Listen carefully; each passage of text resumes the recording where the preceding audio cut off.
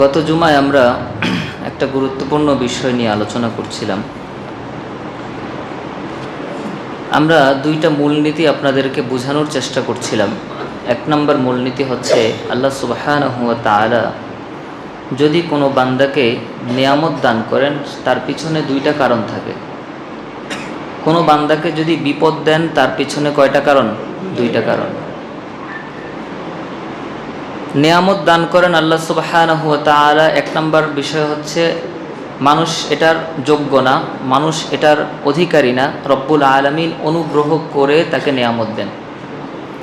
দুই নম্বর যে বিষয়, সেটা হচ্ছে আল্লাহ তাআলা নিয়ামত দান করেন পরীক্ষার জন্য। কিসের জন্য ভাই? পরীক্ষার জন্য। ঠিক তেমনিভাবে আল্লাহ তাআলা যদি কোনো মানুষকে দুনিয়াতে বিপদ দেন, মুসিবত দেন, কোনো মানুষের রিজিককে সংকীর্ণ করে দেন, সেক্ষেত্রে দুইটা বিষয় পাওয়া যায়। এক নম্বর হচ্ছে আল্লাহ তাআলা তাকে পরীক্ষার জন্য বিপদ দেন। দুই নম্বর বিষয় হচ্ছে বিপদটা আসে তার গুনাহের কারণে। কিসের কারণে ভাই? গুনাহের কারণে। তাহলে নিয়ামত দান করেন নিজের অনুগ্রহে, মানুষ যোগ্য না, বিপদ আসে গুনাহের কারণে। নিয়ামত দান করেন পরীক্ষার জন্য, বিপদও দেন পরীক্ষার জন্য। মনে পড়ছে গত জুমার আলোচনাটা? অর্থাৎ উভয় বিষয়ের মধ্যে একটা জিনিস কমন, সেটা হচ্ছে পরীক্ষা করা। আল্লাহ তাআলা পরীক্ষার উদ্দেশ্যেই নিয়ামতও দেন, বিপদও দেন। কিন্তু দুই জায়গায় পার্থক্যের জায়গাটা হচ্ছে, নিয়ামত আসে আল্লাহর অনুগ্রহে, বিপদ আসে মানুষের গুনাহের কারণে। এটুকু কথা বুঝে আসছে সবার? তো আল্লাহ সুবহানাহু ওয়া তাআলা সূরাতুল ফজরের মধ্যে 6 থেকে 20 নম্বর আয়াত, এই আয়াতগুলোর মধ্যে আল্লাহ সুবহানাহু ওয়া তাআলা এই ব্যাপারে বিস্তারিত আলোচনা করেছেন। রব্বুল আলামিন ইরশাদ করেন, ফাআম্মাল ইনসান ইযা মাবতালাহু রাব্বুহু ফাআকরামাহু ওয়া না'আমাহু ফায়াকুলু রাব্বি আকরামান। আল্লাহ বলেন, মানুষকে আমি যখন পরীক্ষা করার জন্য নিয়ামত দেই, পরীক্ষা করার জন্য সম্মান দেই, মানুষ বলে আমার রব আমাকে নিয়ামত দিয়েছেন, আমার রব আমাকে সম্মান দিয়েছেন। কথাটা ভালো, কিন্তু মানুষ এই কথাটা বলে আরেকটা বিষয় ভুলে যায়, সেটা হচ্ছে আমার রব আমাকে পরীক্ষা করছে। এই আয়াতের মধ্যে আমরা গত জুমায় আপনাদেরকে দেখানোর চেষ্টা করেছি, আল্লাহ সুবহানাহু ওয়া তাআলা আগে পরীক্ষার কথা বলেছেন, পরে নিয়ামতের কথা বলেছেন। আমরা সাধারণত একটা কথা বলি যে আল্লাহ তাআলা নিয়ামত দান করছেন পরীক্ষার জন্য, পরীক্ষার বিষয়টা আমরা পরে উল্লেখ করি। আর আল্লাহ তাআলা বলেন, আমি পরীক্ষা করার জন্য নিয়ামত দিয়েছি। নিয়ামত দিয়ে পরীক্ষা করছি এমন না, আমি পরীক্ষার জন্যই তোমাকে নিয়ামত দিয়েছি। অর্থাৎ আমার উদ্দেশ্য পরীক্ষা করা। নিয়ামত তুমি যেটা পেয়েছো, টাকা যেটা পেয়েছো, অর্থ যেটা পেয়েছো, ক্ষমতা যেটা পেয়েছো, দায়িত্ব যেটা পেয়েছো, এটা শুধুমাত্র পরীক্ষার উপলক্ষ, পরীক্ষা ছাড়া আর কিছুই না। বিষয়টা বুঝে আসছে? কিন্তু এই নিয়ামত পেয়ে মানুষ আল্লাহর কৃতজ্ঞতা আদায় করে, ঠিক আছে যে আল্লাহ তুমি আমাকে নিয়ামত দান করেছো, আমার কোনো যোগ্যতা নাই, ইত্যাদি ইত্যাদি ইত্যাদি। কিন্তু মানুষ এটা ভুলে যায় যে আমাকে পরীক্ষা করা হয়েছে। এই জায়গাটা আল্লাহ তাআলা সংশোধন করিয়ে দিচ্ছেন। এবং এই জায়গার কথাটা বলতে গিয়ে আল্লাহ সুবহানাহু ওয়া তাআলা সর্বপ্রথম আদ জাতির কথা উল্লেখ করেছেন, সামুদ জাতির কথা উল্লেখ করেছেন, ফেরাউনের কথা উল্লেখ করেছেন, যে তাদের সবার ক্ষেত্রে একটা বিষয় কমন ছিল, আল্লাহ তাআলা তাদেরকে নিয়ামত দিয়েছিলেন, অনেক অনেক নিয়ামত দিয়েছেন। আমরা গত জুমায় আলোচনা করেছি ফেরাউনকে আল্লাহ তাআলা কত নিয়ামত দিয়েছেন। ফেরাউন নদী শাসন করতে পারত, নদীকে নিজের কথায় চালাতে পারত, ফেরাউন সেটা নিয়ে গর্ববোধ করত। ফেরাউন তার সৈন্যবাহিনী এত বেশি ছিল, পৃথিবীর কারো সৈন্যবাহিনী এত বেশি ছিল না। এই জন্য আল্লাহ রব্বুল আলামিন ফেরাউনকে জুল আউতাদ বলেছেন, কিলকওয়ালা, প্যারেকওয়ালা। প্যারেক মানে হচ্ছে যেই রাষ্ট্রপ্রধানের সৈন্যবাহিনী যত বেশি হবে, সেই সৈন্যবাহিনী যদি কোথাও গিয়ে অবস্থান করে, তাদের সেনা ছাউনি তত বেশি লাগবে, তাদের তাঁবু তত বেশি লাগবে। আর আগের জামানায় তাঁবু গাড়ানো হতো প্যারেক দ্বারা। কথা বুঝে আসছে? এই জন্য ফেরাউনকে বলা হয় প্যারেকওয়ালা, কিলকওয়ালার বাদশা, যার সৈন্যবাহিনী সবচেয়ে বেশি। এত এত সৈন্যবাহিনী নেওয়া থাকার পরেও সে এই নিয়ামতকে পরীক্ষা হিসাবে নেয়নি, আল্লাহর নিয়ামত হিসাবে নিয়েছে। সে ফেরাউন একা একা আল্লাহর কাছে দোয়া করতো, আল্লাহর কৃতজ্ঞতা আদায় করতো যে আল্লাহ তুমি আমাকে অনেক নিয়ামত দিয়েছো, কিন্তু সে মানুষের সামনে এটা স্বীকার করতো না। সে নিয়ামতকে নিয়ামত হিসাবে নিয়েছে, পরীক্ষা হিসাবে নেয় নাই, সেজন্য ফেরাউন ধ্বংস হয়ে গেছে। আদ জাতিকে আল্লাহ তাআলা নিয়ামত দান করেছেন, তাদের এক একজন মানুষের উচ্চতা বিশাল বড় ছিল, গত জুমায় আলোচনা করেছি। তাদের এক একজন মানুষ অনেক শক্তিধর ছিল, কিন্তু সেই নিয়ামতকে তারা নিয়ামত হিসাবে নিয়েছে, পরীক্ষা হিসাবে নেয় না। সামুদ জাতিকে আল্লাহ তাআলা অনেক নিয়ামত দান করেছেন, তারা পাথরের পাহাড় কেটে কেটে বাড়ি নির্মাণ করত, এত বড় শক্তিধর ক্ষমতাধর আল্লাহ বানিয়েছেন। কিন্তু সামুদ জাতি এই নিয়ামতকে নিয়ামত হিসাবে দেখেছে, পরীক্ষা হিসাবে দেখে নাই। আজকের এই পৃথিবীতে আমাদের মধ্যেও আমাদের অবস্থা এমন যে আমরা যারা নিয়ামত পেয়েছি, আমরা যারা সুখে আছি, আমরা যারা ভালো আছি, আমরা মাঝে মাঝেই আল্লাহর তাআলার কৃতজ্ঞতা আদায় করি যে আল্লাহ আমাকে খুব ভালো রাখছেন। এটা তো ভালো কথা, কৃতজ্ঞতা আদায় করা খারাপ না, কিন্তু এই কৃতজ্ঞতা আদায় করার আড়ালে আমরা একটা বিষয় ভুলে যাই, সেটা হচ্ছে আল্লাহ আমাকে পরীক্ষা করছেন। প্রতিনিয়ত আমার প্রত্যেকটা টাকা, আমার প্রত্যেকটা অর্থ, আমার প্রত্যেকটা বাণিজ্য, আমার প্রতিটা বাড়ি, আমার প্রতিটা গাড়ি, আমার প্রত্যেকটা সম্পদ, আমার প্রত্যেকটা ক্ষমতা, প্রত্যেকটা পদ, প্রত্যেকটা পদবি, সব কিছু যে আল্লাহ আমাকে পরীক্ষার জন্য দিয়েছেন। প্রতিনিয়ত যে আমি পরীক্ষার হলে আছি, পরীক্ষার মধ্যে আছি, এই নিয়ামতগুলো যদি আমি সঠিক খাতে ব্যবহার করতে পারি তাহলেই আমি পরীক্ষায় উত্তীর্ণ হব, আর সঠিক খাতে ব্যবহার করতে না পারলে আমি নিয়ামত থেকে বঞ্চিত হব এবং আল্লাহ তাআলার আযাবের সম্মুখীন হব। এই অনুভব আর এই অনুভূতি আমাদের মধ্যে আসে না। এই জন্যই আল্লাহ সুবহানাহু ওয়া তাআলা এত দীর্ঘ ফিরিস্তি টেনে আদ জাতির কথা বলে, সামুদ জাতির কথা বলে, ফেরাউনের কথা বলে আমাদেরকে বুঝাতে চাচ্ছেন, বান্দারা নিয়ামত পেয়েছো ভালো কথা, আমার শুকরিয়া আদায় করবা তাও ভালো কথা, কিন্তু আমি যে পরীক্ষা করছি এটা ভুলে যেও না। তুমি কোটি টাকার মালিক হয়েছো, নিয়ামত পেয়েছো আমার পক্ষ থেকে, আমি নিয়ামত দিয়েছি, তোমার কোনো যোগ্যতা নাই, তুমি এটা স্বীকারও করছো, কিন্তু এটা ভুলে যেও না আমি আল্লাহ তোমাকে পরীক্ষা করছি। তোমার প্রত্যেকটা টাকা আমি পরীক্ষার জন্য দিয়েছি, তোমাকে এমনি এমনি দেই নেই। যাকে লাখ টাকা দিলে পরীক্ষা হবে তাকে লাখ টাকা দিয়ে পরীক্ষা করছি, যাকে পরীক্ষা করার জন্য কোটি টাকার প্রয়োজন তাকে কোটি টাকা দিয়ে পরীক্ষা করছি, যাকে পরীক্ষার জন্য মেম্বার বানানো দরকার তাকে মেম্বার বানিয়ে পরীক্ষা করছি, যাকে পরীক্ষার জন্য চেয়ারম্যান বানানো দরকার তাকে পরীক্ষার জন্য চেয়ারম্যান বানাচ্ছি। কথা কি বুঝে আসছে ভাই? যাকে পরীক্ষার জন্য রাষ্ট্রপ্রধান বানানো দরকার, আল্লাহ বলেন আমি তাকে রাষ্ট্রপ্রধান বানিয়েই পরীক্ষা করছি। যাকে যেই অবস্থায় রেখে পরীক্ষাটা সুন্দরভাবে আদায় হবে, যাকে যেই অবস্থায় রাখলে তার জন্য পরীক্ষার জন্য উপযোগী হবে, তাকে আল্লাহ তাআলা সেই অবস্থা দিয়েছেন, সেই মর্যাদা দিয়েছেন। তা আল্লাহ সুবহানাহু ওয়া তাআলা এই সূরাতুল ফজরের এত দীর্ঘ একটা আলোচনার মধ্যে এই বিষয়টা বোঝানোর চেষ্টা করলেন। কারুনের ঘটনা আমরা সবাই জানি, পবিত্র কোরআনে কারীমের মধ্যে কারুনের ঘটনা এসেছে। হযরত মূসা আলাইহিস সালামের জামানায় কারুন ছিল অত্যন্ত সম্পদশালী একজন ব্যক্তি।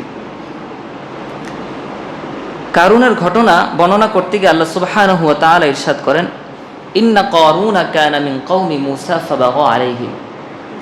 আল্লাহ তাআলা বলেন কারুন ছিল মূসার সম্প্রদায়ের একজন ব্যক্তি। ইন্না কারুনা কানা মিন কওমি মূসা ফাবাগা আলাইহিম, সে জুলুম করেছে, অন্যায় করেছে। আল্লাহ বলেন ওয়া আতাইনাহু মিনাল কুনুজি মা ইন্না মাফাতিহাহু লাতানূউ বিল উসবাতি উলিল কুওয়া ইয ক্বালা লাহু কওমুহু লা তাফরাহ ইন্নাল্লাহা লা ইউহিব্বুল ফারিহিন।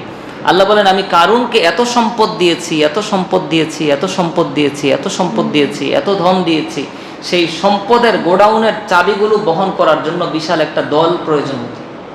একজন ব্যক্তি না, দুইজন ব্যক্তি না, বিশাল একটা বহর শুধুমাত্র সেই গোডাউনের চাবি বহন করত। আপনি চিন্তা করতে পারেন আল্লাহ তাআলা কত সম্পদ দিয়েছে।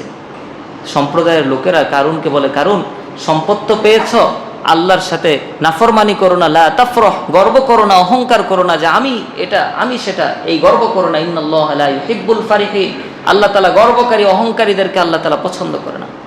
ওয়াবতাগি ফীমা আতাকাল্লাহু দারুল আখিরা ওয়া লা তানসা নসীবাকা মিনাদ দুনিয়া ওয়া আহসিন কামা আহসানাল্লাহু ইলাইক। মানুষ তাকে নসিহত করতো, মানুষ তাকে বোঝানোর চেষ্টা করতো যে তুমি সম্পদ পেয়েছো, আল্লাহ পরীক্ষা করছে, তুমি এই সম্পদ দ্বারা তোমার আখিরাত তালাশ করো। কি তালাশ করো? আখিরাত। ওয়াবতাগি ফীমা আতাকাল্লাহ, তোমাকে আল্লাহ যে নিয়ামত দিয়েছে সেই নিয়ামতের মাধ্যমে তুমি আখিরাতের জীবনটাকে তালাশ করো, তুমি আখিরাত তালাশ করো। আহসিন কামা আহসানাল্লাহু ইলাইক, আল্লাহ যেমন তোমার উপর অনুগ্রহ করেছেন, আল্লাহ যেমন তোমাকে নিয়ামত দান করেছেন, তুমি এটার যোগ্য না, তোমাকে আল্লাহ দিয়েছেন, পরীক্ষার জন্য দিয়েছেন। সুতরাং তুমি তোমার উপর আল্লাহ যেমন অনুগ্রহ করেছেন, মানুষের উপর তুমি জুলুম করো না, মানুষের উপর অনুগ্রহ করো। আজকে আমাদের অবস্থা এমন যে আমরা একটা কিছুর মালিক হয়ে গেলে, একটা কিছুর অধিকারী হয়ে গেলে, সম্পদশালী হয়ে গেলে আমরা মানুষের উপর জুলুম করতে ভুল করি না। আমাদের একটু ক্ষমতা আসলে আমরা জুলুমের পশ্চা বিছিয়ে বসি। জুলুম আমাদের দ্বারা জুলুম সবচেয়ে বেশি হয়, যার যত বেশি ক্ষমতা সে তত বেশি জুলুম করে। কি বলেন, কথা ঠিক কিনা? মানুষ তাকে নসিহত করছে, আহসিন কামা আহসানাল্লাহু ইলাইক, আল্লাহ তোমার উপর যেমন ইহসান করছে কারণ তুমি মানুষের উপর ইহসান করো। ইন্নাল্লাহা ইউহিব্বুল মুহসিনিন, আল্লাহ তাআলা ইহসানকারীদেরকে, অনুগ্রহকারীদেরকে পছন্দ করেন। কিন্তু কারুন কি জবাব দেয়? কারুন জবাব দেয়, ক্বালা ইন্নামা উতীতুহু আলা ইলমিন ইনদি। হে মানুষ, তোমরা ভাবছ আল্লাহ আমাকে এই নিয়ামত দান করেছেন, আমি কারুন নিজের যোগ্যতায় এই সম্পদের মালিক হয়েছি। সব শেষ। সে কি দাবি করলো? নিজের যোগ্যতায় আমি অর্জন করেছি, নিজে শ্রম দিয়ে, নিজে কষ্ট করে। এরকম কথা আমরা অনেক সময় বলি। ভালো কথা, আপনি জীবনে অনেক কষ্ট করেছেন, কষ্ট করার কারণে আল্লাহ তাআলা আপনাকে অনেক দূর এগিয়েছেন, ভালো কথা। কিন্তু আল্লাহকে যদি আপনি অস্বীকার করে বসেন, ভাই আপনার এই কষ্ট কোনো কাজে লাগবে না। পৃথিবীর বহু মানুষ আছে সকাল থেকে সন্ধ্যা পর্যন্ত, সন্ধ্যা থেকে সকাল পর্যন্ত কষ্ট করতেই থাকে 10 বছর 20 বছর না, সারা জীবন কষ্ট করতে থাকে, কিন্তু তারা সম্পদশালী হতে পারে না, তারা টাকার মালিক হতে পারে না, তাদের অবস্থা একই হালতে থাকে। আপনি কষ্ট করেছেন, আপনার মতো বহু মানুষ কষ্ট করার পরেও সফল হয় না, আপনি সফল হয়েছেন। আপনি ভেবে বসে আছেন আমার কষ্টের কারণে, আমার শ্রমের কারণে, আমার মেহনতের কারণে আমি এত দূর এসেছি। আপনার অবস্থা কারুনের মতো হবে। কারুন এই একই কথা বলেছে, আমি আমার কষ্টের দ্বারা, আমি ছোটবেলা থেকে ব্যবসার পিছনে যেই শ্রম দিয়েছি, সেই শ্রমের কারণে আমি এত দূর এসেছি। আল্লাহর অনুগ্রহ, আল্লাহর নিয়ামতকে সে ভুলে গেছে। এই ধরনের কথা বলা যাবে না। এই ধরনের কথা বলার আগে ভাবতে হবে যে আমাকে যে নিয়ামত আল্লাহ দান করেছেন, আমার চেয়ে বেশি কষ্ট করে এমন মানুষকেও আল্লাহ তাআলা এত নিয়ামত দেয়। এই জন্য শুধু কষ্টের কারণে হয় না, কষ্ট করতে হবে, শ্রম দিতে হবে। শ্রম দেওয়াকেই ইসলাম উৎসাহিত করে, মানুষের কাছে হাত পাতাকে ইসলাম পছন্দ করে না। ইসলাম এটাকে অত্যন্ত ঘৃণার চোখে দেখে, অত্যন্ত ঘৃণার চোখে দেখে। রাসূলের হাদিস আছে, কোনো ব্যক্তি যদি বিনা প্রয়োজনে মানুষের কাছে হাত পাতে, কাল কিয়ামতের ময়দানে তার এই হাত পাতাটা তার চেহারার মধ্যে দাগ হিসাবে প্রকাশ করবে। সে চেহারার মধ্যে ক্ষত নিয়ে, দাগ নিয়ে মানুষের সামনে দাঁড়াবে কিয়ামতের ময়দানে। মানুষ বুঝতে পারবে এই লোকটা বিনা প্রয়োজনে মানুষের কাছে হাত পাতত। আপনি চিন্তা করতে পারেন ইসলাম কতটা এটাকে অনুৎসাহিত করে। তো কারুন বলে, আমি আমার এই সম্পদ নিজের যোগ্যতায় অর্জন করেছি। ক্বালা ইন্নামা উতীতুহু আলা ইলমিন ইনদি। আল্লাহ তাআলা কারুনকে জবাব দেয়, কারুন আওয়ালাম ইয়ালাম আন্নাল্লাহা ক্বাদ আহলাকা মিন ক্বাবলিহি মিনাল কুরুনি মান হুয়া আশাদ্দু মিনহু কুওয়াতান ওয়া আকসারু জামআ। আল্লাহ তাআলা কারুনকে লক্ষ্য করে বলে, কারুন কি এটা দেখে না যে তার পূর্বে পৃথিবীতে আরো বহু সম্পদশালী এসেছে, আরো বহু ক্ষমতাধর ব্যক্তি এসেছে, কিন্তু কেউ আল্লাহর নাফরমানি করে পৃথিবীতে টিকতে পারে নাই, আল্লাহ সবাইকে ধ্বংস করে দিয়েছেন। কারুন কি এটা দেখে না? কারুন যে শুধু বলে দিল, আমাকে অস্বীকার করলো, আমার নিয়ামতকে স্বীকার করলো না, সে পিছনের ইতিহাস ভুলে গেছে। পিছনের ইতিহাসে আমি কত মানুষকে নিয়ামত দেওয়ার পরেও ধ্বংস করে দিয়েছি। ইতিহাস শিক্ষা নেওয়ার কথা আল্লাহ কারুনকে বলেছে। ইতিহাস থেকে আমরা শিক্ষা নিতে চাই না। জালেম জুলুম করে ধ্বংস হওয়ার পরেও আমি সেই জুলুমই করছি, আমার ধ্বংসও সুনিশ্চিত। কথা বলেন ঠিক কিনা? এক জালেম জুলুম করে ধ্বংস হয়ে গেছে, আমি নিজের চোখে দেখলাম কিভাবে একজন মানুষ জুলুম করে ধ্বংস হয়, কিভাবে একটা সম্প্রদায় জুলুমের কারণে ধ্বংস হয়, কিভাবে একটা সম্প্রদায়, একটা দল জুলুমের কারণে বিনষ্ট হয়ে যায়। এই দৃশ্য আমার নিজের চোখের সামনে দেখার পরেও আমি জুলুম করি, আমিও মানুষের কাছে চাঁদাবাজি করি, আমিও মানুষের উপর অত্যাচার করি, আমিও মানুষের উপর জুলুম করি, তাহলে আমার অবস্থা সেই কারুনের অবস্থার মতো। ইতিহাস থেকে আমি শিক্ষা নেই নাই, আমি নিজেই বেছে নিয়েছি যে আমিও জুলুম করব, সেই জালেমের পরিণতি যেমন হয়েছে আমার পরিণতিও একই হবে। এটা আমি মেনে নিয়েছি, অবস্থাটা এমন। যদি আমরা জুলুমের এই শাস্তি থেকে শিক্ষা নিতাম, তাহলে বর্তমান বাংলাদেশে কোনো জুলুম থাকতো না। কথা বলেন ঠিক কিনা? এত বছর কষ্ট করার পরে আল্লাহ তাআলা যখন কষ্ট থেকে মানুষকে মুক্তি দিয়েছেন, কিন্তু কিছু মানুষকে আমরা এখনো দেখতে পাই যারা এত বছর কষ্ট করেছে, এখন আবার মানুষকে কষ্ট দিচ্ছে। কথা বলেন ঠিক কিনা? তাহলে লাভটা কি হলো? কি শিক্ষা আমরা নিলাম? এটা থেকে কি শিখলাম আমরা? এত বড় ঘটনা থেকে আমরা কি শিখলাম? আল্লাহ তাআলা আমাদেরকে কি শিখালেন? এই জাতির দুর্ভাগ্য এমনি এমনি আসে না। এই জাতি নিজের দুর্ভাগ্য নিজেরাই টেনে আনে। নয়তো 50 বছর পার হয়ে যায় স্বাধীনতার, এই জাতি স্বাধীনতার স্বাদ ভোগ করতে পারে না, শুধু নিজেদের কারণে। কথা বলেন ঠিক কিনা? শুধু নিজেদের কারণে, নিজেদের কারণে, নিজেদের কারণে। একটা জাতি 50 বছর লাগে না দেশকে গুছানোর জন্য। আপনি দেখেন পৃথিবীর অনেক দেশ আছে স্বাধীনতা করে যুদ্ধ করে বিজয় হয়ে 1 বছর 2 বছরের মাথায় পুরো দেশের চিত্র পাল্টে গেছে। কি বলেন, এরকম আছে কিনা? আমাদের অবস্থা এমন কেন? যত দিন যাচ্ছে আমরা অবনতি হচ্ছে কেন? আমাদের অবনতি কেন হচ্ছে? স্বাধীন দেশের অবনতি হবে কেন? এত এত জনগণ, পৃথিবীর বহু রাষ্ট্র আছে, বিশাল সীমানা, কিন্তু জনসংখ্যা নাই। কি বলেন, আছে না? তারা পুরস্কার ঘোষণা করে যে তোমরা বাচ্চা নাও, সরকার আমি তোমাদের দায়িত্ব নিব, বাচ্চাদের দায়িত্ব নিব, তবুও মানুষ বাচ্চা নিতে আগ্রহী না। আল্লাহ রাব্বুল আলামিন আমাদের এই দেশে এত এত জনগণ দান করেছেন, এত এত মানুষ দান করেছেন। মানুষ যত বেশি ইনকাম তত বেশি, কথা বলেন ঠিক কিনা? মানুষ যত বেশি হবে, অর্থনৈতিক সচ্ছলতা তত বেশি থাকার কথা। এই দেশের উন্নতি যদি একটা দেশ, এই দেশ যদি সঠিকভাবে চলে, দুর্নীতিমুক্তভাবে চলে, জুলুম মুক্তভাবে চলে, একেবারে ব্যক্তি পর্যায়ে, সামাজিক পর্যায়ে থেকে রাষ্ট্রীয় পর্যায়ে সব জায়গায় যদি দুর্নীতির রাস্তাগুলো বন্ধ করে দেওয়া যায়, এই বাংলাদেশ যত ঋণী থাকুক না কেন, যত হাজার কোটি টাকাই পাচার হোক না কেন, এই দেশে ঘুরে দাঁড়াতে 2 বছরও সময় লাগবে না। কিন্তু এই দেশের অবস্থা কখনো উন্নতি হচ্ছে না। যত দিন যাচ্ছে আমরাই আমাদের ক্ষতি করছি, আমি আমার ক্ষতি করছি, আমি আমার ভাইয়ের ওপর জুলুম করছি। এতদিন আমি মাজলুম হয়েছি, এখন আমি জালেম হচ্ছি। আল্লাহ তাআলা কারুনকে লক্ষ্য করে বলছেন, কারুন তুমি কি দেখো না পৃথিবীর ইতিহাসে তোমার মতো সম্পদশালী বহু মানুষ এসেছে, কিন্তু আমি আল্লাহকে স্বীকার না করার কারণে তাদেরকে ধ্বংস করে দিয়েছি। তুমিও যত বড় ক্ষমতাধর হও, যত বড় শক্তিশালী হও, তুমি কারুনকেও আমি আল্লাহ ছাড় দিব না। এরপর আল্লাহ সুবহানাহু ওয়া তাআলা ইরশাদ করেন, ফাখরাজা আলা কওমিহি ফি জিনাতি। কারুন একবার তার শহরের মধ্যে, তার এলাকার মধ্যে শৌর্য বীর্য নিয়ে সৌন্দর্য প্রদর্শন করে র্যালি করার জন্য বের হয়েছে। র্যালি করে না অনেক সময়, কি বলেন, র্যালি করে কিনা, মিছিল, আনন্দ মিছিল, র্যালি। এই কারণ তার সমস্ত দলবহর নিয়ে, সম্পত্তি নিয়ে, সুন্দর পোশাক পরিধান করে, সুন্দর যানবাহন নিয়ে র্যালি করার জন্য শহরের মধ্যে বের হয়েছে। এই অবস্থা আর এই পরিবেশ দেখে শহরের মানুষ, সাধারণ মানুষ একটা অংশ বলা শুরু করলো, ইউরিদুনাল হায়াতাদ দুনিয়া ইয়া লাইতা লানা মিসলা মা উতিয়া কারুন। আল্লাহ তাআলা বলেন, যাদের অন্তরের মধ্যে দুনিয়ার মহাব্বত, যাদের অন্তরে দুনিয়ার ভালোবাসা, তারা বলতে শুরু করলো, আরে কারণের যত সম্পদ, আমাদের যদি এমন সম্পদ হইতো। কি বলতে লাগলো? কারণের যত সম্পদ, আমাদের যদি এমন হতো। ইয়া লাইতা লানা মিসলা মা উতিয়া কারুন। হা হা, এত সম্পদের মালিক সে হয়ে গেল, এত শক্তি তার, এত টাকা, আমার কেন নাই? কি বলেন, এরকম হয় না আমাদের অন্তরের মধ্যে অনেক সময়? একজনের একটা সুন্দর গাড়ি দেখে অন্তরের মধ্যে আফসোস আসে, আহা এইটা গাড়ি যদি কিনতে পারতাম। একজন সুন্দর বাড়ি করেছে, একজন অমুক জায়গায় জমি কিনেছে, আমার অন্তরের মধ্যে আফসোস আসে, ইস তার মতো যদি একটা বাড়ি কিনতে পারতাম, একটা বাড়ি করতে পারতাম। আমরা চিন্তা করি না যে রব্বুল আলামিন আমার জন্য যেটা ভালো মনে করেছেন আমাকে সেই অবস্থায় রেখেছেন।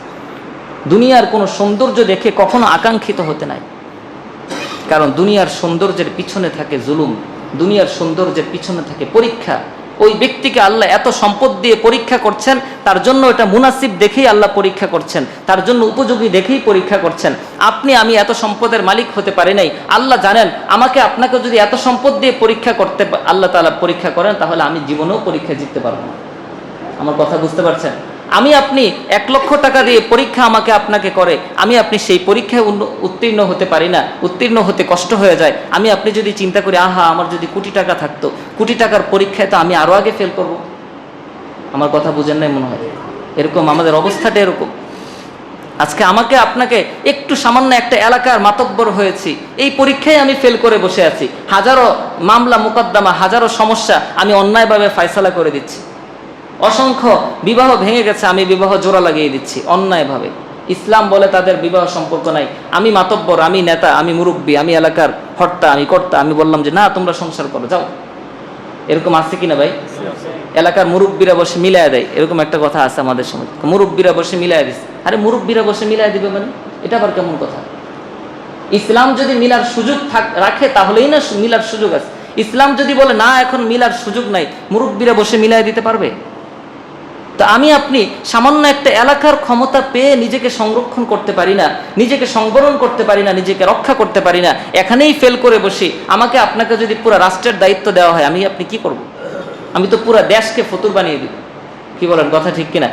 এজন্য আল্লাহ জানেন কাকে কোন অবস্থায় রেখে পরীক্ষা করতে হয়।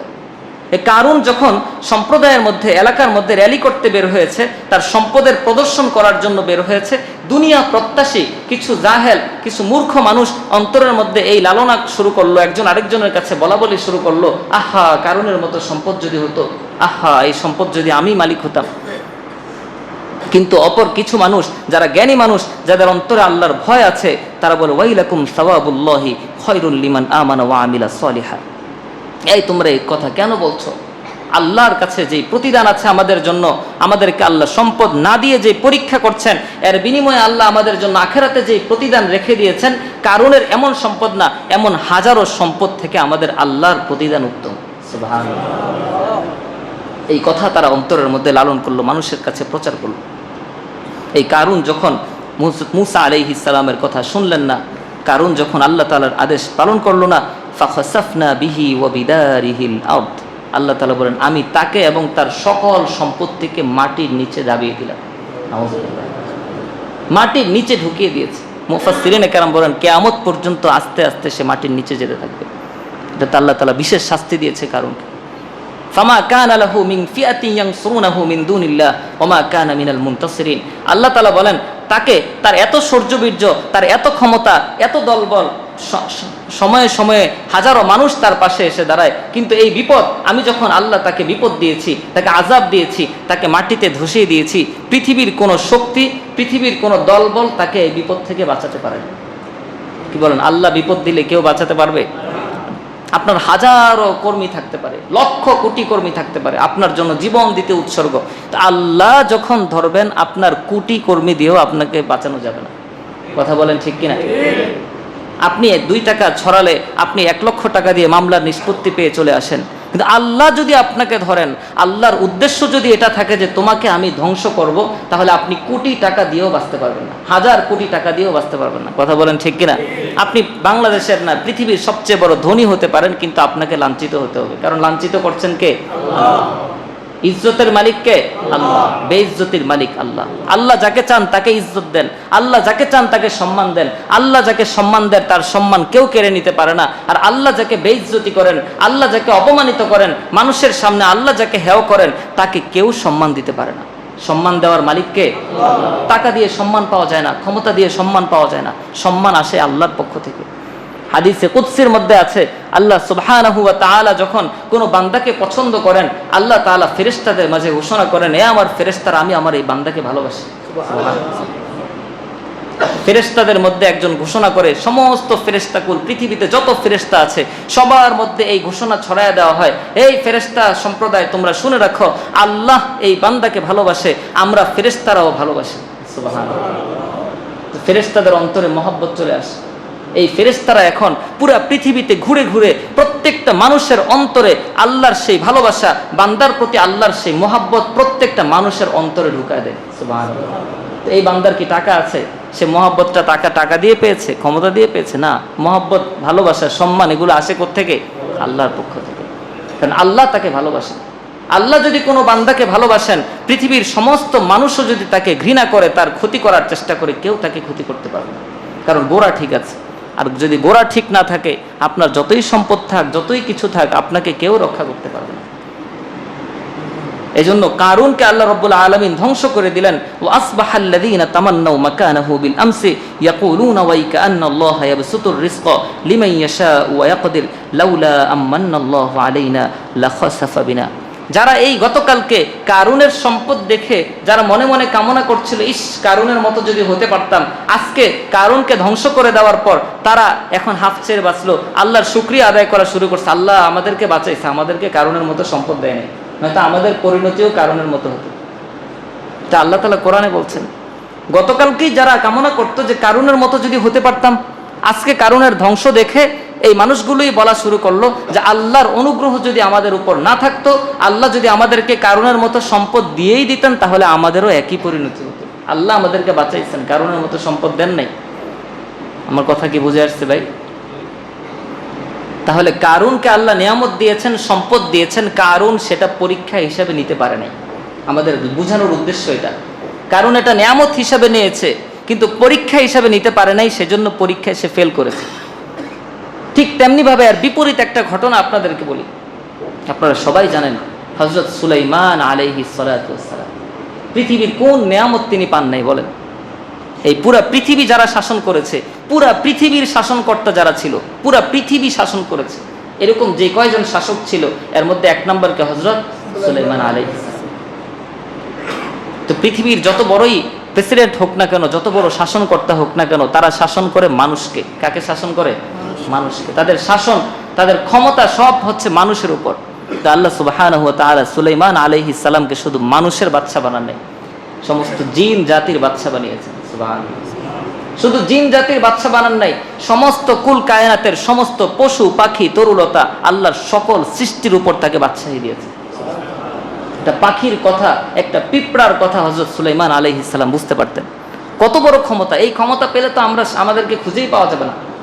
সামান্য একটা পৃথিবীর ছোট একটা দেশের, ছোট একটা শহরের, ছোট একটা গ্রামের, ছোট একটা জায়গার একটুখানি ক্ষমতা পেয়ে আমাদের যে হম্বিতম্বি, আমাদের যে অবস্থা, সুলাইমান আলাইহিস সালামের মতো পুরা পৃথিবীর ক্ষমতা যদি পেতাম, সুলাইমান আলাইহিস সালামের মতো জিন জাতির ক্ষমতা যদি আমাদের থাকতো, তাহলে জিন জাতি দিয়ে আমি বলতাম, এই আমার দলের বাহিরে যারা যাবে জিনদের দিয়ে মাইরা ফেলবো। কি বলেন, করতো কিনা? যারাই আমার দলের বাহিরে যাবা, অন্য দল করবা, মিছিলে আসবা, জিন দিয়ে মেরে ফেলবো। পুলিশ লাগবে না, তখন কি লাগবে? জিন। জিনদের ব্যবহার করতো কিনা বলেন তো? সাধারণ একটা পুলিশ বাহিনী দিয়ে কিভাবে মানুষকে জিম্মি করে, শুধুমাত্র ক্ষমতার পিছনে তাদেরকে কিভাবে ব্যবহার করে। সামান্য ছোট্ট একটা দেশ, ছোট্ট একটা শহর। আল্লাহ তাআলা সুলাইমান আলাইহিস সালামকে এত বড় রাজত্ব দিয়েছেন, এত বড় রাজত্ব দিয়েছেন। সুলাইমান আলাইহিস সালাম আল্লাহর কাছে দোয়া করেছেন। সুলাইমান আলাইহিস সালাম আল্লাহর কাছে দোয়া করে বলেন, রব্বি হাবলি মুলকান লা ইয়ামবাগি লি আহাদিন মিন বাদি। আল্লাহ, আপনি যদি আমাকে রাজত্ব দেন, আপনি যদি আমাকে ক্ষমতা দেন, তাহলে আপনি এমন ক্ষমতা আমাকে দেন, এমন রাজত্ব আমাকে দেন, কিয়ামত পর্যন্ত যেই রাজত্ব আর কেউ পাবে না। সুবহানাল্লাহ। এজন্য এই দোয়াটাকে কেন্দ্র করে আমরা একদিন আলোচনা করেছিলাম যে আল্লাহর কাছে যদি আমরা কিছু চাই, বড় জিনিস চাইতে হবে। আল্লাহর কাছে চাইলে কি চাইতে হবে? বড় জিনিস চাইতে হবে। যিনি যত বড় দাতা, তার কাছে তত বড় জিনিস চাইতে হবে। যিনি লক্ষ কোটি টাকার মালিক, তার কাছে গিয়ে 5 টাকার ভিক্ষা চাওয়া তাকে অপমান করা। কথা বলেন ঠিক কিনা? তার কাছে তো 5 টাকার নোটই নাই, সে জীবনে 5 টাকার নোট ধরেই নাই, কারণ সে তো কোটি টাকার মালিক। সে 5 টাকা দিয়ে কি করবে? তার কাছে যদি আপনি গিয়ে বলেন আমাকে 2টা টাকা দেন, তাহলে সে অপমানিত বোধ করবে কিনা? বলবে আমাকে সে অপমান করতে আসছে, আমার কাছে 2 টাকা চাই। এই প্রায় আমি 2 টাকা দেই? আমি তো সর্বনিম্ন 500 টাকার নোট ছাড়া ব্যবহারই করি না। তো আল্লাহ সুবহানাহু ওয়া তাআলার কাছে হযরত সুলাইমান আলাইহিস সালাম দোয়া করছেন। এই দোয়া থেকে আমাদের শিক্ষা আছে ভাই। একজন নবী আল্লাহর কাছে দোয়া করছেন, আল্লাহ আপনি আমাকে রাজত্ব দিচ্ছেন, ভালো কথা, আমাকে যদি রাজত্ব দেন তাহলে পৃথিবীর সবচেয়ে বড় রাজত্ব দিবেন, যে রাজত্ব আপনি আমার পরে আর কাউকে দিবেন না। এত বড় রাজত্ব আপনি আমাকে দেন। আল্লাহ তার দোয়াকে কবুল করেছেন। আল্লাহ তাআলা বলেন, ওয়ারিসা সুলাইমানু দাউদা ওয়া ক্বালা ইয়া আইয়ুহান নাসু উল্লিমনা মানতিকাত তায়রি ওয়া উতিনা মিন কুল্লি শাই। সুলাইমান আলাইহিস সালামের পূর্বে হযরত দাউদ আলাইহিস সালাম, যিনি সুলাইমান আলাইহিস সালামের পিতা, হযরত দাউদ আলাইহিস সালাম সুলাইমান আলাইহিস সালামের পূর্বে বাদশা ছিলেন। দাউদ আলাইহিস সালামের ইন্তেকালের পরে হযরত সুলাইমান আলাইহিস সালামকে আল্লাহ তাআলা বাদশা বানালেন। আল্লাহ তাআলা বলেন, ওয়ারিসা সুলাইমান ও দাউদ। দাউদের পরে সুলাইমান ক্ষমতার মালিক হলো, সুলাইমান উত্তরাধিকার হলো, এবং সুলাইমান উত্তরাধিকার হওয়ার পরে মানুষদেরকে লক্ষ্য করে রাষ্ট্রপতি ভাষণ দেয় না? প্রধানমন্ত্রী ভাষণ দেয় কিনা? ক্ষমতা পাওয়ার পরে আমি এই করব, এই করব, এই করব, এই করব। হযরত সুলাইমান আলাইহিস সালাম বলেন, ওয়া ক্বালা ইয়া আইয়ুহান নাস, হে লোক সকল তোমরা শুনে রাখো, উল্লিমনা মানতিকাত তায়র, আমাকে আল্লাহ তাআলা পাখির ভাষা শিখিয়েছেন, ওয়া উতিনা মিন কুল্লি শাই, আমাকে আল্লাহ তাআলা পৃথিবীর সব কিছু দিয়েছেন। সুবহানাল্লাহ। আমাকে আল্লাহ এত বড় বানিয়েছেন, এত বড় বানিয়েছেন। ওয়া হুশিরা লি সুলাইমান জুনুদুহু মিনাল জিন্নি ওয়াল ইনস। একবার সুলাইমান আলাইহিস সালাম তার সকল বাহিনী, সৈন্যবাহিনীকে একত্র করলেন। যত রকম সৈন্যবাহিনী আছে, মানুষ সৈন্য, জিন সৈন্য, পাখিদের মধ্য থেকে একদল, পশু পাখিদের মধ্য থেকে দল দল বিভক্ত করে সবাইকে একত্র করেছেন। হাত্তা ইদা আতাও আলা, এই সৈন্যবাহিনী নিয়ে তিনি এক জায়গায় সফর করছেন, এক জায়গায় ভ্রমণ করছেন। ভ্রমণ করতে করতে এক জায়গায় পৌঁছলেন। হাত্তা ইদা আতাও আলা ওয়াদিন নাম ক্বালাত নামলাতুন ইয়া আইয়ুহান নামলু দুখুলু মাসাকিনাকুম। একটা জায়গার মধ্যে পিঁপড়ার বাসা। পিঁপড়া রাস্তার মধ্যে হেঁটে বেড়ায় না, অনেক সময় দলবদ্ধভাবে হাঁটে, অনেক সময় একা একা হাঁটে। যেখানেই পিঁপড়া দেখবেন অবশ্যই আশপাশে তার কোথাও কি আছে? বাসা আছে। এই পিঁপড়াদের মধ্যে একজন সর্দার থাকে। এগুলো আল্লাহ কোরআনে আমাদেরকে শিখিয়েছেন। এখন বিজ্ঞানীরা আবিষ্কার করে যে পিঁপড়াদের রাজত্ব থাকে, পিঁপড়াদের সম্প্রদায়, মারামারি হয়, যুদ্ধ হয়, এগুলো সব আবিষ্কার হয়েছে পরে, কিন্তু আল্লাহ তাআলা বলে দিয়েছেন আরো 1400 বছর আগে। পিঁপড়াদের যে রানী, পিঁপড়াদের যে বাদশা, পিঁপড়াদের মধ্যে যিনি সর্দার, তিনি সুলাইমান আলাইহিস সালামের এত বড় বাহিনী দেখে সকল পিঁপড়াদেরকে লক্ষ্য করে বলেন, এই পিঁপড়ারা তোমরা তাড়াতাড়ি গর্তে ঢুকো, সুলাইমানের বাহিনী আসছে। কারণ এত বড় বাহিনী যদি আসে, আমরা সামান্য পিঁপড়া, ক্ষুদ্র পিঁপড়া, আমাদেরকে কোন সময় পায়ের নিচে দিয়ে পিষে ফেলবে তারা নিজেরাও টের পাবে না। তা আমাদের নিজেদেরকে বাঁচানোর জন্য এখন আমাদের গর্তে ঢুকতে হবে। পিঁপড়ার সর্দার পিঁপড়াদেরকে বললেন। এই কথা শোনার পর পিঁপড়ারা সবাই গর্তে ঢুকে গেল।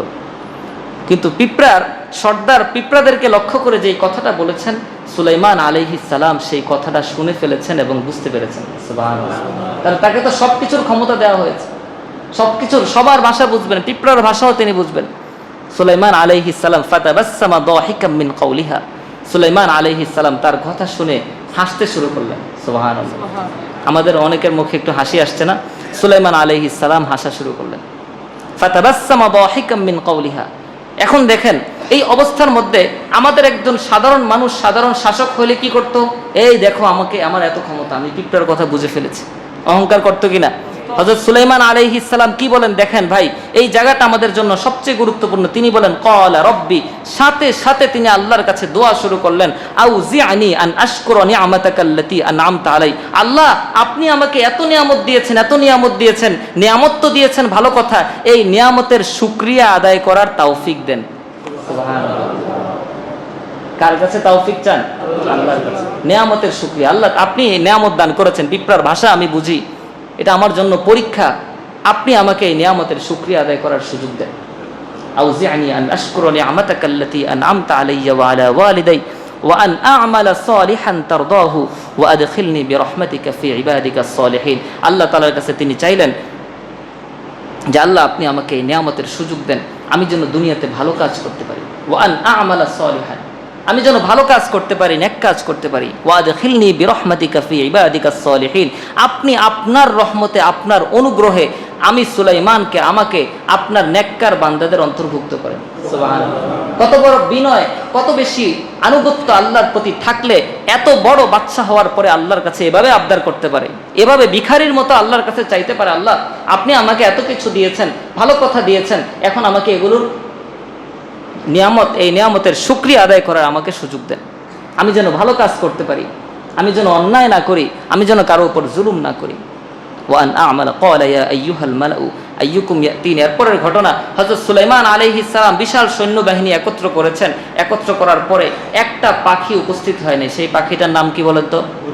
সবাই বলেন না, হুদহুদ পাখি। আপনারা জানেন না? আমি সেই ঘটনা বলা উদ্দেশ্য না, সেই ঘটনা থেকে শিক্ষাটা উদ্দেশ্য। হুদহুদ পাখি উপস্থিত হয় নাই। এত লক্ষ কোটি সৈন্যবাহিনী, এত লক্ষ কোটি পাখি পশু, এর মধ্যে একটা পাখি উপস্থিত হয় নাই। সুলাইমান আলাইহিস সালাম সেটা বুঝে ফেলেছে। কেমন ক্ষমতা আল্লাহ দিয়েছেন একটু চিন্তা করেন। হুদহুদ পাখি উপস্থিত হয় নাই দেখে সুলাইমান আলাইহিস সালাম রেগে গিয়েছেন, এই হুদহুদ গেল কোথায়? কারণ কমান্ড রাখতে হবে, বাহিনীর উপর যদি ক্ষমতা না থাকে বাদশার, তাহলে সেই বাহিনী তো কথা শুনবে না। হুদহুদ কোথায় গেছে আমার অনুমতি ছাড়া? বেশ কিছু সময় পর হুদহুদ পাখি এসে বাদশাকে বললেন, বাদশা আমি এমন একটা সম্প্রদায়কে দেখে এসেছি যে সম্প্রদায়ের কথা আপনারা জানেন না। সেই সম্প্রদায়ের রানীর নাম কি বলেন তো? বিলকিস। জানেন না আপনারা? এই সম্প্রদায়ের কথা হযরত সুলাইমান আলাইহিস সালামকে জানালেন কে? হুদহুদ পাখি। আমাদের গোয়েন্দা বাহিনী থাকে না, অনেক কিছু রাজা বাদশা যারা জানে না, গোয়েন্দা বাহিনী সেগুলো বের করে নিয়ে আসে। কি বলেন, এরকম হয় কিনা? সুলাইমান নবীকে আল্লাহ তাআলা কেমন ক্ষমতা দিয়েছেন, গোয়েন্দা বাহিনীর কাজ করতেছে কে? একটা পাখি, সামান্য একটা পাখি, হুদহুদ পাখি, ছোট্ট পাখি। তো হযরত সুলাইমান আলাইহিস সালাম এই হুদহুদের মাধ্যমে চিঠি পাঠালেন সেই বিলকিসের কাছে, সেই সাবা গোত্রের যিনি রানী ছিলেন তার কাছে পাঠালেন। সেই চিঠির মধ্যে লেখা ছিল যে তোমরা আমার অনুগত হয়ে যাও, মুসলমান হয়ে যাও, নয়তো তোমাদেরকে আমি, তোমাদের রাষ্ট্র আমি দখল করে নিব। সেই রানী বিলকিস সাথে সাথে তার সভাসদদের মাঝে পরামর্শ বসলেন যে কি করা যায়, এত বড় বাদশা আমার কাছে চিঠি পাঠিয়েছে। তো সে পরীক্ষা করার জন্য একজনকে পাঠিয়েছে একটা স্বর্ণর টুকরা দিয়ে, যে বাচ্চার কাছে একটু হাদিয়া নিয়ে গিয়ে দেখো বাচ্চাকে কোনোভাবে কনভিন্স করা যায় কিনা। কথা বুঝে আসছে? তো যিনি একটা ইটের টুকরা, তাফসীরের মধ্যে আছে ইটের মতো এটুকু খণ্ড নিয়ে স্বর্ণ নিয়ে আসছে। সুলাইমান আলাইহিস সালাম এটা দেখে বলে, আল্লাহ তাআলা আমাকে যেই স্বর্ণরূপা দিয়েছে, যেই ক্ষমতা দিয়েছে, যেই শক্তি দিয়েছে, যেই সম্পদ দিয়েছে, সেই সম্পদের সামনে তোমাদের এই সাদিয়া কিছুই না। এর চেয়ে হাজার গুণ বেশি আমাকে দিয়েছে, তুমি সম্পদ দিয়ে আমাকে কিনতে পারবো না। আমার ন্যায়, আমার সততা সম্পদ দিয়ে কেনা যাবে না, কারণ ন্যায় সততা আমাকে যত নিয়ামত দিয়েছেন তিনি কে? আল্লাহ। আমাকে নিয়ামত দিয়েছেন পরীক্ষার জন্য, আমি সেই পরীক্ষা দিচ্ছি। সুতরাং আমার রাষ্ট্রের মধ্যে আমার আনুগত্য ছাড়া আর কোনো কথা চলবে না, আল্লাহর বিধান চলবে আল্লাহর রাষ্ট্রে। আমার কথা বুঝতে পারছেন? তারা যখন বুঝতেই পারলো যে না, সুলাইমানকে কোনোভাবেই অবনত করা যাবে না, তখন তারা সুলাইমান আলাইহিস সালামের কাছে আত্মসমর্পণ করার জন্য দলবল নিয়ে চলে আসলো। ঠিক সেই সময় হযরত সুলাইমান আলাইহিস সালাম সব বাহিনীকে সামনে নিয়ে মিটিং করছিলেন। হযরত সুলাইমান আলাইহিস সালাম সবার মাঝে ঘোষণা করলেন, ইয়া আইয়ুহাল মালাউ, হে আমার সভাসদরা, আইয়ুকুম ইয়াতিনি বিআরশিহা ক্বাবলা আন ইয়াতুনি মুসলিমিন। রানী বিলকিস তার দলবল নিয়ে আমার কাছে আত্মসমর্পণ করার জন্য আসছে, সুতরাং তার যে সিংহাসনটা আছে সেই সিংহাসনটা কে আমার কাছে এনে দিতে পারবে, যেন রানী বিলকিস এসে তার সিংহাসনটাকে আমার পাশে দেখতে পায়। কত ক্ষমতা, আমি ক্ষমতাটা বোঝাচ্ছি, ক্ষমতা কত বেশি ছিল। সাথে সাথে জিনদের মধ্য থেকে একজন দাঁড়িয়ে বলল, বাদশা মহোদয়, আপনি এই মজলিস ত্যাগ করার পূর্বেই আমি সেই সিংহাসন নিয়ে আসব। আপনি মজলিস ত্যাগ করার আগেই আমি সেই সিংহাসন আপনার কাছে উপস্থিত করব, যেটা মাসের পর মাস লেগে যায় ওই জায়গায় পৌঁছতে, সেই সিংহাসন তিনি এত অল্প সময়ের মধ্যে নিয়ে আসবেন, এই কথা বলল। সুলাইমান আলাইহিস সালাম তাতে সন্তুষ্ট হলেন না। সাথে সাথে আরেকজন, যার মধ্যে কিতাবের ইলম ছিল, যার মধ্যে আল্লাহ তাআলা প্রদত্ত জ্ঞান ছিল, সেই জিনের একজন সদস্য দাঁড়িয়ে বলল, সুলাইমান, নবী সুলাইমান, আপনার চোখের পলক পড়ার পূর্বেই আমি সিংহাসন আপনার সামনে উপস্থিত করব। সুবহানাল্লাহ। কত বড় ক্ষমতা, চিন্তা করেন, কত বড় ক্ষমতা। আমরা কি পেয়েছি? কোনো ক্ষমতাই তো নাই আমাদের, কিছুই নাই আমাদের। নিজের উপর কোনো কন্ট্রোল নাই, নিজের পরিবারের উপর কোনো কন্ট্রোল নাই, স্ত্রী কথা শোনে না, সন্তান কথা শোনে না, আমার কিসের ক্ষমতা? ক্ষমতাই তো নাই। সুলাইমান আলাইহিস সালামের এই বিষয়গুলো সামনে আসলে আমরা নিজেরা নিজেদেরকে আবিষ্কার করবো আসলে আমাদের কিছুই নাই। আমরা যেটাকে ক্ষমতা মনে করছি এটা কোনো কিছুই না, সামান্য কিছু, সামান্য সামান্য সামান্য, হাজার ভাগের এক ভাগও না। সুলাইমান আলাইহিস সালাম এই কথা শোনার পর তিনি সাথে সাথে কি বলেন, হাদা মিন ফাদলি রব্বি, তিনি বলেন এটা আমার আল্লাহর অনুগ্রহ। সুবহানাল্লাহ। আমার এটা বোঝানোর উদ্দেশ্য, তিনি বুঝতে পেরেছেন এই নিয়ামত আল্লাহ তাআলা আমাকে পরীক্ষা করার জন্য দিয়েছেন। তিনি সাথে সাথে বললেন এটা আমার আল্লাহর অনুগ্রহ, আমার রব আমার উপর অনুগ্রহ করেছেন। কেন করেছেন সেটাও আপনাদের জন্য স্পষ্ট করে দিয়েছেন। তিনি বললেন, লিয়াবলুয়ানি আশকুরু আম আকফুর, আল্লাহ আমাকে পরীক্ষা করছেন আমি শুকর করি না কুফর করি। সুবহানাল্লাহ। তাহলে নিয়ামত যে আল্লাহ তাআলা পরীক্ষার জন্য দেন, এটা সুলাইমান নবী বুঝতে পেরেছেন কিনা?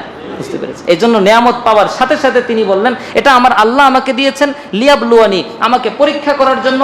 আশকুরু, আমি কি শুকরিয়া আদায় করতে পারি, না আম আকফুর, নাকি আমি আল্লাহর অকৃতজ্ঞ হয়ে যাই, নিয়ামত পাওয়ার পরে আল্লাহকে ভুলে যাই। নিয়ামত পাওয়ার আগে আমি ঘোষণা দিলাম মদিনার মতো দেশ চালাবো, অমুকের মতো দেশ চালাবো, তমুক করবো তমুক করবো তমুক করবো। নিয়ামত যখন আল্লাহ দিয়েছে কোনো কিছুই মনে নাই। কি বলেন, আছে কিনা?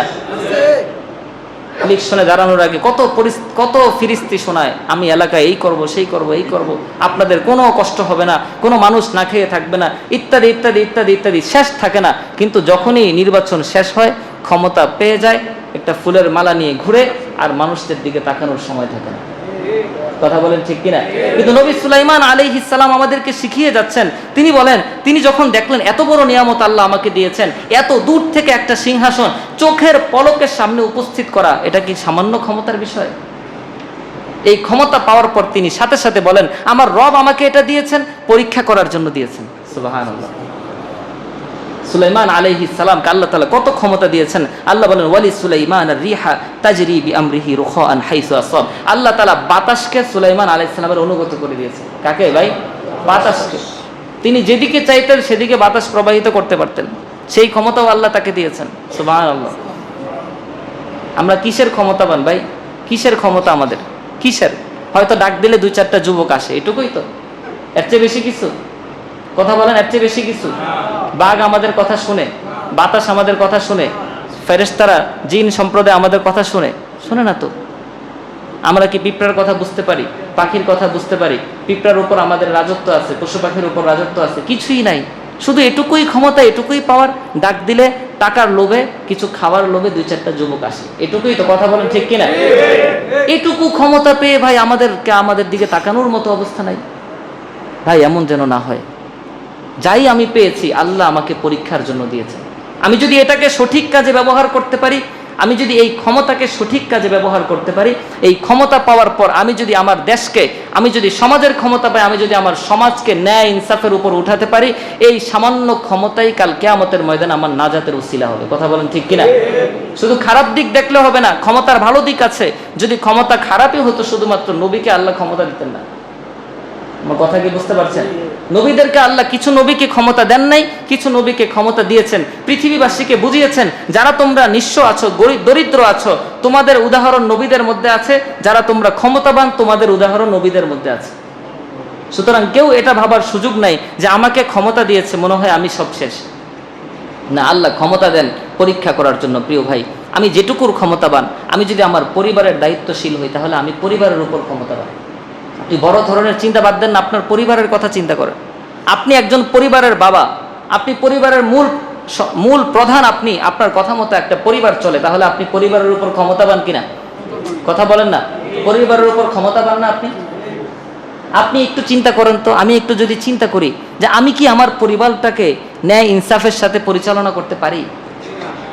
আমার একটা মাত্র 4 জন সদস্য, 5 জন সদস্যের পরিবারটার উপরে আমি ইনসাফ কায়েম করতে পারি না, এই পরিবারটার মধ্যেই নামাজ প্রতিষ্ঠা করতে পারি না, আর আমি স্বপ্ন দেখি আমার দেশের মধ্যে আমি ইসলাম কায়েম করে ফেলব। কি বলেন, এটা বাস্তব কিনা? আমার একটা পরিবার 4 জন সদস্যকে আমি নামাজি বানাতে পারছি না, অথচ আমি অন্তরের মধ্যে স্বপ্ন লালন করছি যে আমি একসময় দেশের মধ্যে খেলাফত কায়েম করব, পুরা দেশের মানুষকে নামাজি বানায় ফেলবো। আপনি আগে একটু চিন্তা করেন, ক্ষুদ্র থেকে শুরু করি না আমরা। আমার পরিবারটা তো এখনো ঠিক হয় নাই। আমার পরিবারের মধ্যে সন্তানদের মধ্যে আমি বৈষম্য করি। এক সন্তানের টাকা বেশি, তাকে বেশি তার কথা শুনি আমি, এক সন্তানের টাকা নাই, তাকে আমি মূল্যায়ন করি না। কি বলেন, এরকম বাবা আছে কিনা? এক সন্তানকে আমার বেশি ভালো লাগে, মৃত্যুর আগে তাকে আমি সম্পদ বেশি দিয়ে যাই, আরেক সন্তানকে আমার একটু খারাপ লাগে, আমি তাকে সম্পদ থেকে বঞ্চিত করে যাই, আগ থেকে আমি দলিল করে দিয়ে যাই, সম্পদ থেকে তাকে বঞ্চিত করি। বাবা হিসাবে একজন বাবা সন্তানদের মধ্যে বৈষম্য করতে পারে না। সন্তানদের কেউ সৌন্দর্য বেশি হবে, কারো সৌন্দর্য কম হবে। সন্তানদের মধ্যে কেউ বাবার কথা একটু বেশি শুনবে, কেউ বাবার সাথে একটু খারাপ আচরণ করতে পারে। সন্তানদেরকে আল্লাহ তাআলা এক এক সন্তানকে এক এক রকম বানাবেন, কিন্তু বাবা হিসাবে আপনি সবার বাবা, আপনি জন্মদাতা হিসাবে আপনি সবার জন্মদাতা, সবাই আপনার সন্তান, সবাইকে আপনি জন্ম দিয়েছেন, সবাই আপনাকে বাবা বলে ডাকে। আপনি সম্পদ বন্টনের ক্ষেত্রে কারোর সাথে কোনো তারতম্য করতে পারবেন না। বড় সন্তানকে বেশি দিলাম, ছোটটাকে কম দিলাম, বড়টাকে কম দিলাম, ছোটটাকে বেশি দিলাম, এই ধরনের তারতম্য যদি আপনি করেন তাহলে আপনি একজন পিতা হতে পারেন, কিন্তু আপনি একজন জালেম। কথা বলেন ঠিক কিনা? হযরত নু'মান বিন বাশির রাদিয়াল্লাহু আনহুর ঘটনা আছে। পিতা সন্তান, একটা সন্তানকে শুধুমাত্র একটা বাগান লিখে দিয়েছে, যে সন্তানটাকে আমি একটা বাগান লিখে দিয়েছি। স্ত্রীর পীড়াপিড়িতে আল্লাহ রাসূল সাল্লাল্লাহু আলাইহি ওয়াসাল্লামের কাছে এসে যখন বললেন, ইয়া রাসূলুল্লাহ, এমন এমন ঘটনা, রাসূল সাল্লাল্লাহু আলাইহি ওয়াসাল্লাম তাকে বললেন, তুমি কি তোমার সব সম্পদ সন্তানদেরকে এমন বাগান লিখে দিয়েছো? বল, না ইয়া রাসূলুল্লাহ। তাহলে তুমি এটা কেন করলা? তোমার এক সন্তানকে তুমি একটা বাগান লিখে দিলা, বাকি সন্তানরা কি দোষ করেছে? এই তারতম্য তো তুমি করতে পারো না। আপনার মেয়ের জন্য অনেক চিন্তা, আপনার মেয়েকে আপনি অনেক পছন্দ করেন, আপনি আশঙ্কা করেন আপনার মৃত্যুর পরে আপনার সন্তানরা আপনার মেয়েকে দেখবে না, তাই বলে আপনার মেয়ের নামে আপনি অন্যায়ভাবে বেশি সম্পদ লিখে যেতে পারেন না। আমার কথা কি বুঝতে পারছেন ভাই? হ্যাঁ, বোনদের অধিকার দেওয়া সেটা ভিন্ন হিসাব, কিন্তু তাই বলে আপনি তাকে অন্যায়ভাবে তার প্রাপ্যের চেয়ে বেশি সম্পদ দিতে পারেন না। তাহলে আপনি ছেলেদের উপর জুলুম করছেন। এই জুলুম আমাদের সমাজের মধ্যে আছে। আমরা একটা পরিবারকে ঠিক করতে পারি না ভাই। একটা পরিবারের উপর ক্ষমতাশীল হয়ে আমি জালেম হয়ে যাই, একটা সমাজের উপর ক্ষমতাশীল হয়ে আমি জালেম হয়ে যাই, একটা গার্মেন্টসের মালিক আমি, তার মানে এতগুলো কর্মীর উপর আমি ক্ষমতাশীল, এটুকু ক্ষমতা পেয়ে আমি জালেম হয়ে যাই। জুলুমের সীমা থাকে না আমার মধ্যে, অথচ আমি চিন্তা করি যে দেশ জুলুম মুক্ত হবে, দেশের দুর্নীতি দূর হয়ে যাবে, দেশ ভালো হয়ে যাবে। শাসকরা কেন ভালো হয় না, শাসকরা কেন ভালো আসে না, অমুক কেন ভালো হয় না, তমুক কেন ভালো হয় না। আরে ভাই, আমি কেন ভালো হই না? আমি কেন ভালো হই না? আমি আমার পরিবারটাকে ঠিক করি, আপনি আপনার পরিবারটাকে ঠিক করেন। 100 জন মানুষ তাদের পরিবারটাকে ঠিক করুক, সমাজ ঠিক হয়ে যাবে কিনা? কথা বলেন, ঠিক হয়ে যাবে কিনা? কয়েকটা পরিবার মিলেই তো একটা সমাজ। একটা সমাজ ঠিক হয়ে গেল, আরেকটা সমাজ ঠিক হয়ে গেল। সবগুলো সমাজ যদি ঠিক হয়ে যায়, রাষ্ট্র ঠিক না হয়ে কোথায় যাবে? একজন মানুষ যদি সমাজের মধ্যে জুলুম করে, সবাই মিলে তাকে বয়কট করেন, তার সাথে কথা বন্ধ করে দেন, লেনদেন বন্ধ করে দেন, সম্পর্ক নষ্ট করে দেন, তোমার সাথে আমাদের কোনো সম্পর্ক নাই। বলেন, এই 1-2 জন জালেম সমাজের মধ্যে টিকতে পারবে? কিন্তু আমরা তো এটা করি না। যে জুলুম করে সে হেঁটে গেলে লম্বা করে সালাম দিই। কি বলেন, কথা ঠিক কিনা? চিন্তা করি, তাকে যদি আমি সালাম না দিই, সে যদি আমার উপর জুলুম করে, তো ঘুরে ফিরে তো আমি জুলুমকেই প্রাধান্য দিচ্ছি, জুলুমকেই সম্মান দেখাচ্ছি, জুলুমের প্রতি অনুগত। তো একজন মানুষ জালেম হবে না কি হবে? সে চিন্তা করবে, আমি যদি ক্ষমতাশীল না হই, আমি যদি জুলুম না করি, মানুষের সালাম আমি পাবো না। সালাম পাওয়ার জন্য সে ক্ষমতা দেখায়। ভাই, এই সংস্কৃতি থেকে বের হয়ে আসতে হবে। সুলাইমান আলাইহিস সালামের এই ঘটনা আমাদেরকে অনেক কিছু শিখায়, অনেক কিছু শিখায়। এত বড় নিয়ামত পাওয়ার পরে তিনি সাথে সাথে ঘোষণা দিচ্ছেন, আমার রব আমাকে দিয়েছেন আমাকে পরীক্ষা করার জন্য, আমি কি শুকরিয়া আদায় করি নাকি অকৃতজ্ঞ হই। হযরত সুলাইমান আলাইহিস সালাম বাতাসের উপর রাজত্ব। কেমন রাজত্ব? আল্লাহ সুবহানাহু ওয়া তাআলা বলেন, গুদুউহা শাহরুন ওয়া রাওয়াহুহা শাহর। এক মাসের দূরত্ব তিনি এক সকালে অতিক্রম করতে পারতেন। এক মাসের দূরত্ব, আবার এক মাসের দূরত্ব এক সন্ধ্যায় তিনি অতিক্রম করতে পারতেন। এত বড় ক্ষমতা আল্লাহ তাআলা দিয়েছে, এত বড় ক্ষমতা দিয়েছে। হযরত সুলাইমান আলাইহিস সালামের ব্যাপারে আল্লাহ তাআলা আরো বলেন, ওমিনাল জিন্নি মান ইয়ামালু বাইনা ইয়াদাইহি বিইذনি রাব্বি। আল্লাহ তাআলা জিন সম্প্রদায়কে সুলাইমান আলাইহিস সালামের অনুগত করে দিয়েছেন। রাষ্ট্রের যত ধরনের কাজ আছে তিনি জিনদের দিয়ে করাতেন। আমার কথা বুঝতে পারছেন? এক পদ্মা সেতু করতে কত বছর লাগছে? জিনদের দিয়ে যদি করা যেত পদ্মা সেতু, বলেন তো অল্প সময় হয়ে যেত না? আমার কথা মনে হয় বুঝেন নাই। অল্প সময় হয়ে যেত কিনা? সেই ক্ষমতা তো নাই ভাই, কোত্থেকে আসবে? সুলাইমান আলাইহিস সালামের ব্যাপারে আল্লাহ বলছে, ওয়ামিনাল জিন্নি মান, জিনদের মধ্যে অনেকে এমন আছে ইয়ামালু বাইনা ইয়াদাইহি বিইذনি রাব্বি, আল্লাহর আদেশে সুলাইমানের কথা শুনে তারা কাজ করে। এবং আল্লাহ তাআলা এমন আদেশ দিয়ে দিয়েছেন, ওয়ামান ইয়াজিগ মিনহুম আন আমরিনা নুযিকহু মিন আযাবিন আলীম, যে সুলাইমানের কথা যদি কোনো জিন না শুনে, কোনো জিন যদি সুলাইমানের আদেশ অমান্য করে, আল্লাহ তাআলা বলেন আমি তাকে কঠিন আযাব দিব। হাদিসের মধ্যে আসছে আল্লাহ তাআলা ফেরেশতা নিযুক্ত করে দিয়েছিলেন, বিয়াদিহি সাউতুন, একজন ফেরেশতা অল টাইম জিনদের সামনে দাঁড়ানো থাকতে, হাতের মধ্যে চাবুক নিয়ে দাঁড়ানো থাকতো। কোনো জিন যদি কোনো উল্টাপাল্টা কাজ করে, সাথে সাথে সেই ফেরেশতা ওই চাবুক দিয়ে তাকে আঘাত করবে এবং এই চাবুকের আঘাতে সেই জিন জ্বলে পুড়ে শেষ হয়ে যায়। আপনার এত বড় ক্ষমতা। এখন জিনদের এই ক্ষমতা, জিনদের অবস্থা দেখে সমাজের মধ্যে একটা ভুল ধারণা সৃষ্টি হলো যে জিনরা মনে হয় গায়েব জানে। কারণ জিনরা অনেক সময় আসমান থেকে কিছু খবরাখবর এনে গণকদের কাছে দেয়, গণকরা সেটা আরো ফুলিয়ে ফাঁপিয়ে বলে অমুক দিন বন্যা হবে, অমুক দিন এটা হবে, তমুক দিন সেটা হবে। তো মানুষের মধ্যে একটা ধারণা জন্ম নিল, ওই সময়ের কথা বলছি, যে জিনরা মনে হয় গায়েবের কথা জানে। আল্লাহ তাআলা সেই ধারণা দূর করে দিলেন। হযরত সুলাইমান আলাইহিস সালাম যেই ভবনে বসবাস করতেন, সেই ভবনটা দেয়াল ছিল কাচের। কিসের দেয়াল ছিল ভাই? কাচের দেয়াল। সেই ভবনের ভিতর কোনো জিন ঢুকতে পারতো না। হযরত সুলাইমান আলাইহিস সালাম বিভিন্ন সময়ে এসে জিনদের কাজের তদারকি করতেন, তারা ঠিকমতো কাজ করে কিনা। এক সময় হযরত সুলাইমান আলাইহিস সালামের মৃত্যু হয়। আল্লাহ রাব্বুল আলামিন তাকে নিয়ে যান। হযরত সুলাইমান আলাইহিস সালাম যেই লাঠির উপর ভর দিয়ে দাঁড়িয়েছিলেন, সেই লাঠির উপর ভর দিয়েই তিনি দাঁড়িয়ে আছেন। মৃত্যুর পরেও পড়েন না, নড়েন না। আল্লাহ তাআলা এভাবে তাকে রেখেছেন। জিনরা তাকিয়ে দেখে যে সুলাইমান তো আমাদের দিকে তাকিয়ে আছে, কাজ করতে হবে, কাজ না করার সুযোগ নেই। এক সময় এত দীর্ঘ সময় আল্লাহ তাআলা তার নবীকে এভাবে রেখেছেন। হাদিসের মধ্যে এসছে যে লাঠির উপর ভর দিয়ে দাঁড়িয়েছেন, মাটি থেকে পোকা উঠে সেই লাঠি শেষ করে ফেলেছে খেয়ে। লাঠি যখন শেষ হয়ে গেল, সুলাইমান নবী পড়ে গেলেন। জিনরা তখন বুঝতে পারলো যে সুলাইমান আর বেঁচে নাই। তখন নিজেরা নিজেদেরকে আফসোস করে বলে, আমরা যদি আগে বুঝতাম যে নবী বেঁচে নাই, তাহলে তো আমরা কাজ আগে ছেড়ে দিতাম। এবং এই ঘটনাটা আল্লাহ তাআলা কেন ঘটালেন? আল্লাহ তাআলা এই ঘটনাটা মানুষকে শুধুমাত্র এটা বোঝানোর জন্যই ঘটালেন, জিনরা গায়েব জানে না। জিনরা যদি গায়েব জানতো, সুলাইমান নবী মৃত্যুবরণ করার সাথে সাথে তারা কেন বুঝতে পারলো না? এই ধারণাটা দূর করার জন্য আল্লাহ তাআলা এত বড় একটা ঘটনা ঘটালেন। আজকের পৃথিবীতেও কিছু মানুষ আল্লাহ ছাড়া অন্য কারো দিকে গায়েবের নিসবত করে। কথা বলেন ঠিক কিনা?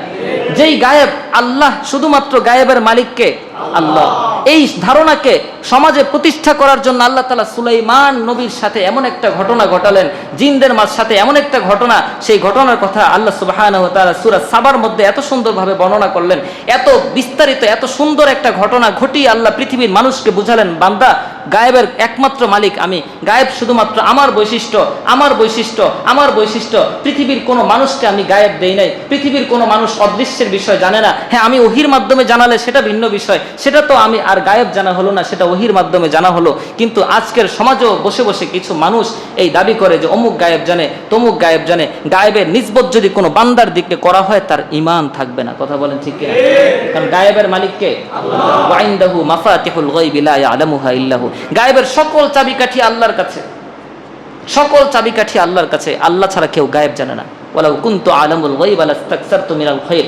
আল্লাহ তাআলা নবীকে বলেন, নবী আপনি তাদেরকে বলে দেন, নবী বলেন আমি যদি গায়েব জানতাম তাহলে তো সব ভালো কাজই করতাম। উহুদের মধ্যে কেন আমার রক্ত ঝরবে?